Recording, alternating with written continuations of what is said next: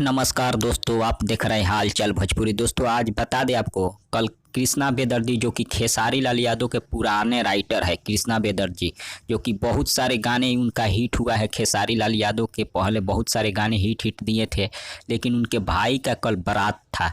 उनके भाई के बारात में खेसारी लाल के पिताजी मंगरू यादव, वही प्रमोद प्रेमी शंकर लाल यादव और साथ ही पंकज लाल यादव जो कि खेसारी लाल यादव के मौसी के लड़के हैं, और बहुत सारे स्टार लोग उनके बारात में शामिल हुए, जो कि आप लोग तस्वीर में देख सकते हैं। बहुत सारे स्टार लोग शामिल हुए और बहुत ही धूमधाम से बारात को निकाला गया। और साथ ही प्रमोद प्रेमी यादव का वहां पर बारात जहां गया था, वहां पर जमकर स्टेज शो हुआ और बहुत ही ज़बरदस्त और धाकड़ स्टेज शो प्रमोद प्रेमी का हुआ, जो कि आप लोग तस्वीर में देख सकते हैं। बहुत ही धाकड़ स्टेज शो। और साथ ही खेसारी लाल यादव के पिताजी भी वहां पर कुछ स्टेज पर कुछ गाने गाए और बहुत सारे स्टार लोग आए थे। जो स्टार लोग आए थे, अभिषेक लाल यादव भी आए थे और दीपक दिलदार भी गए थे और बहुत सारे स्टार आए थे, वो भी गाना वहाँ पर स्टेज पर गाए।